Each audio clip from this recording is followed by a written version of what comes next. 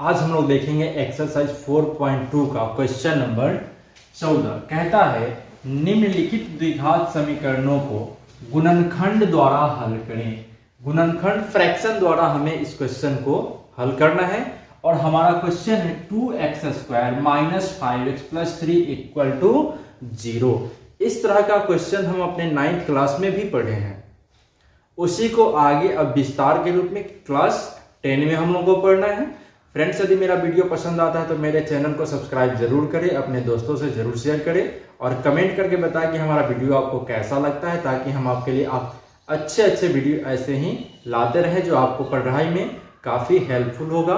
तो अभी देखते हैं 2x² - 5x + 3 और हमें इसे गुणनखंड विधि अर्थात फ्रैक्शन मेथड से हमें इसे हल करना है। तो क्वेश्चन इसके लिए हम क्या करते हैं कि x² का गुणांक जो 2 है और सबसे अंतिम वाला पद दोनों को हम गुना करते हैं, अर्थात 2 में हम 3 से गुना करते हैं। सबसे x² का जो गुणांक है 2 और सबसे अंतिम वाला पद दोनों का जब हम गुना करेंगे तो 2/3 हमें 6 मिलेगा। अब 6 से जब हम गुना कर लिए तो 6 मिला। इस 6 को गुना करने के बाद अर्थात गुणनखंड 6 का जब हम गुणनखंड करेंगे तो 2 और 3 ही हमें मिलेगा। 2 और 3 ही मिलेगा। इस 2 और 3 को हम गुना करके कैसे जोड़े कैसे घटाएं कि हमें -5 आ जाए। -5 आ जाए तो क्या 2/3 6 होता है और 2 में हम 3 जोड़ देंगे तो हमें 5 मिलेगा। और यदि हमें यह ध्यान रखना है, चिन्ह को ध्यान रखना है, यहाँ 5 माइनस में है तो 5 माइनस में है तो -2 और -3 तब ये -5 हो जाएगा। तो ये मेरा लागू नहीं होगा और ये मेरा सही है जो हम यहाँ लिखेंगे। तो 2x² - 2x - 3x जोड़ 3 बराबर में 0 है तो 0 लिखेंगे। अब क्या करेंगे, इन दोनों पदों को एक साथ रखेंगे और इन दोनों पदों को एक साथ, और हम वैसे संख्या को कॉमन करेंगे जो दोनों में हो। तो हम देख रहे हैं 2 इसमें भी है और 2 इसमें भी है। यहाँ x² का मतलब x गुना x, और यहां भी x है और यहां भी x है। तो जो दोनों पद में है हम उसे कॉमन कर लेंगे। तो 2 यहां भी है और 2 यहां भी है तो 2 कॉमन करेंगे। एक x यहां भी है और एक x यहां भी है तो हम इस x को भी कॉमन कर लेंगे। तो अब बचा क्या, तो सिर्फ एक x बच रहा है, माइनस तो माइनस, और यहां से तो 2 और हम x भी कॉमन कर लिए, मतलब यहां 1 बचेगा। चूंकि 2x में 1 से गुना करेंगे तो 2x ही होगा और 2x को तो हम यहाँ कॉमन कर लिए तो सिर्फ 1 बचेगा। अब यहाँ माइनस तो माइनस। अब इसमें देखते हैं, यहाँ भी 3 है और यहाँ भी 3 है, दोनों में 3 है तो हम 3 कॉमन करेंगे तो x बचेगा, और जब प्लस से माइनस कॉमन कर लेंगे तो यह माइनस हो जाएगा। और हम जानते हैं 3 में 1 से गुना करेंगे तो 3 ही होगा, तो 3 तो कॉमन कर लिए तो बचा क्या, 1। तो हम यहां 1 लिखेंगे बराबर में 0। अब x - 1 और x - 1 इन दोनों को एक साथ लिख लेंगे। अब बचा क्या, 2x और ये -3 = 0। अब x - 1 = 0 तो x अभी ये माइनस में है, जब हमसे RHS ले जाएंगे तो ये हो जाएगा प्लस में। इसी प्रकार 2x - 3 = 0 तो 2x बराबर में हो जाएगा 3। चूंकि यहां भी माइनस में है, जब RHS जाएंगे तो प्लस हो जाएगा, तो x बराबर 3/2। ये हमारा आंसर हो गया। अब हम देखेंगे क्वेश्चन नंबर 2। क्वेश्चन है 3x² - 2√6x जोड़ 2 बराबर में 0। तो इसके लिए भी हम सेम प्रोसेस एक्स स्क्वायर का गुणांक यहाँ 3 है और सबसे अंतिम पद 2 है। इन दोनों को गुना करेंगे। 3 से 2 में जब हम गुना करेंगे तो हमें मिलेगा 6। अब इस 6 से हमें माइनस में 2 रूट 6 लाना है। तो क्या हम 6 को रूट 6 गुना रूट 6 लिख सकते हैं? जब रूट 6 से रूट 6 में गुना करेंगे तो हमें 6 मिलेगा। तो क्या रूट 6 जो रूट 6 लिखेंगे तो हमें 2 रूट 6 मिलेगा, लेकिन हमें माइनस में लाना है। तो माइनस रूट 6 माइनस रूट 6 बराबर में हो जाएगा माइनस 2 रूट 6। अर्थात ये हमारा गलत है, ये सही है। तो हम इसे लिखेंगे 3x² minus root 6x minus root 6x जोड़ 2 बराबर में 0। अब फिर इन दोनों पदों को एक साथ रखेंगे और इन दोनों पदों को एक साथ लिखेंगे। अब 3 को हम लिख सकते हैं रूट 3 गुना रूट 3, क्योंकि हम जानते हैं रूट 3 से रूट 3 में गुना करेंगे तो 3 हो जाएगा, क्योंकि रूट से रूट खत्म हो जाता है। तो हम यहां 3 को लिखेंगे रूट 3 गुना रूट 3। रूट 6 को लिख सकते हैं रूट 2 गुना रूट 3। यहां भी 6 को लिख सकते हैं रूट 3 गुना रूट 2, और 2 को लिख सकते हैं रूट 2 गुना रूट 2, अर्थात 2 बराबर रूट 2 गुना रूट 2 लिख सकते हैं। तो अब हम देख रहे हैं यहां भी रूट 3 है और यहां भी रूट 3 है, यहां भी x² है और यहां x है, अर्थात x दोनों में है और रूट 3 भी दोनों में है। तो जो दोनों पदों में है हम उसे कॉमन करेंगे। तो अभी रूट 3 को कॉमन करेंगे और x को, तो बचा क्या? एक रूट 3 बच रहा है, तो यहां रूट 3 लिखेंगे।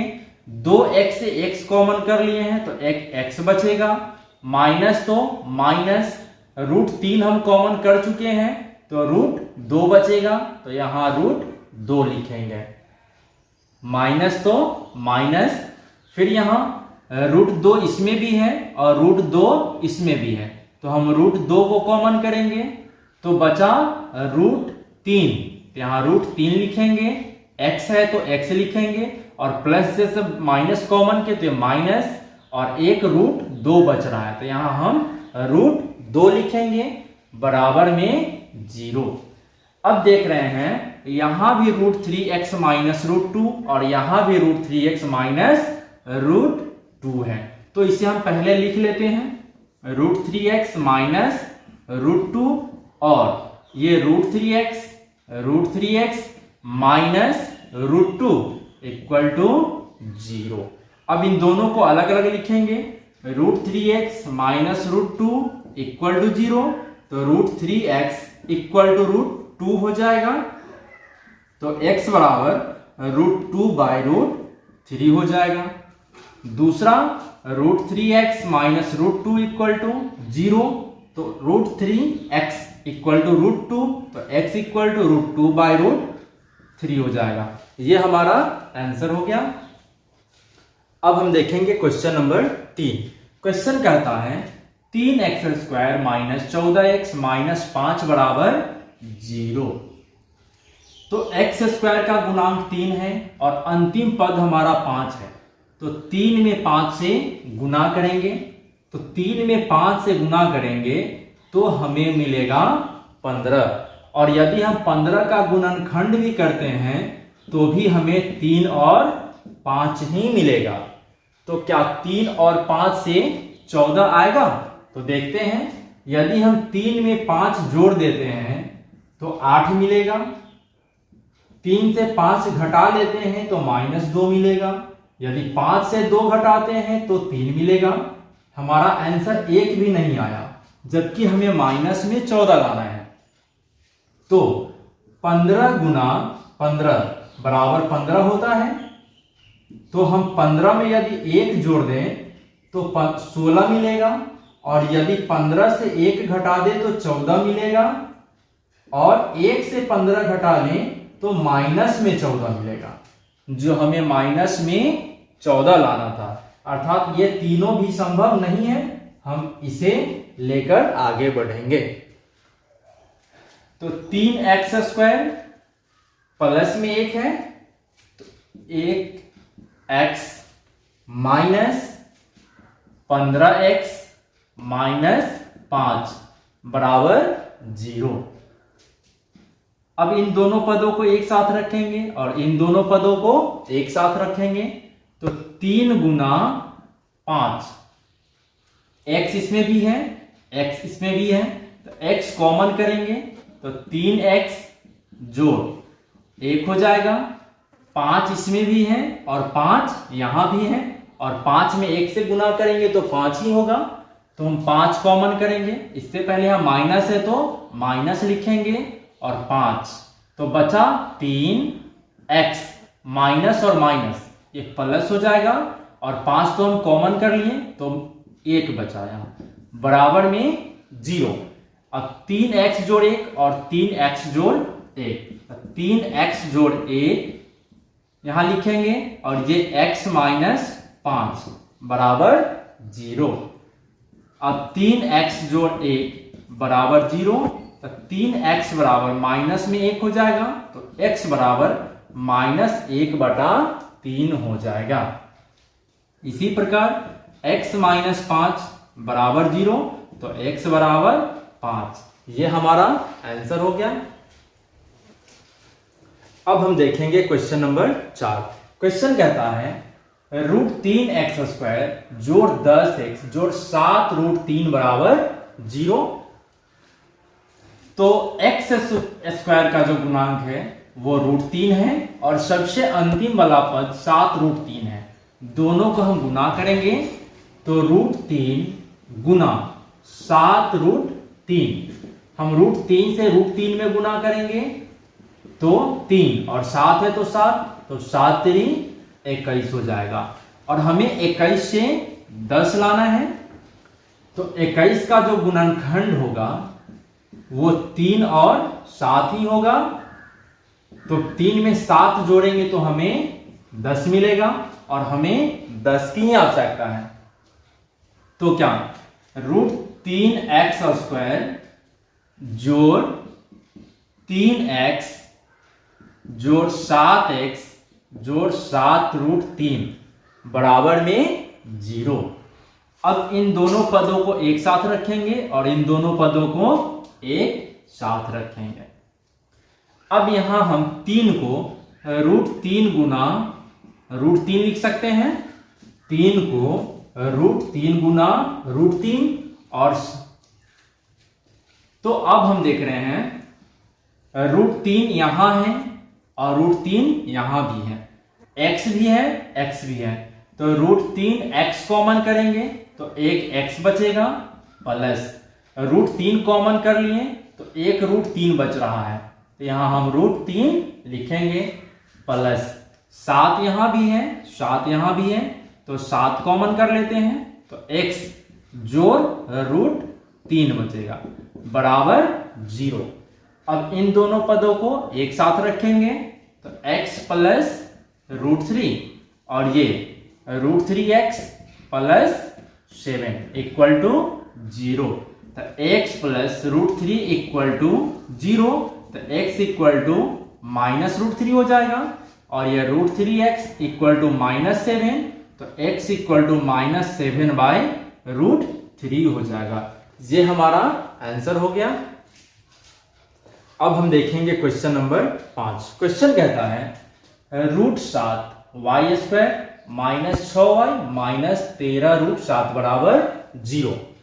तो y² का गुणांक √7 है और अंतिम पद 13√7 है, तो हम 7 से 13√7 में गुना करेंगे, तो 7 गुना 13√7, तो ये हो जाएगा √7 से √7 में गुना करेंगे तो 7 और ये 13, तो 13 सते 91, और 91 का हम गुणनखंड भी करेंगे तो 7 और 13 ही मिलेगा, अर्थात 7 और 13 से हमें -6 लाना है।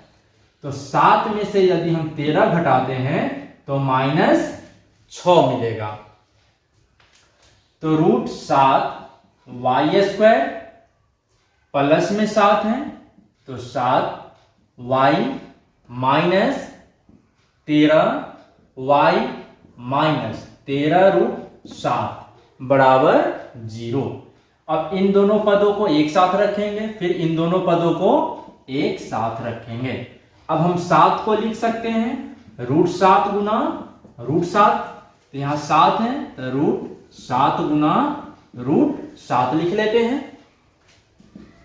हम देख रहे हैं यहां भी √7 है और यहां भी √7 है, तो √7 और y भी दोनों में है तो y भी कॉमन करेंगे, तो एक y बचेगा प्लस एक √7 बचेगा, तो यहां √7 लिखेंगे माइनस इसमें भी 13 इसमें भी 13 कॉमन करेंगे तो y, और ये माइनस से माइनस कॉमन कर लिए तो प्लस, और ये √7 बराबर में 0। अब y जोड़ √7 और यहां भी y प्लस √7, तो हम इसे एक साथ लिख लेते हैं, और ये √7y माइनस 13 इक्वल टू 0।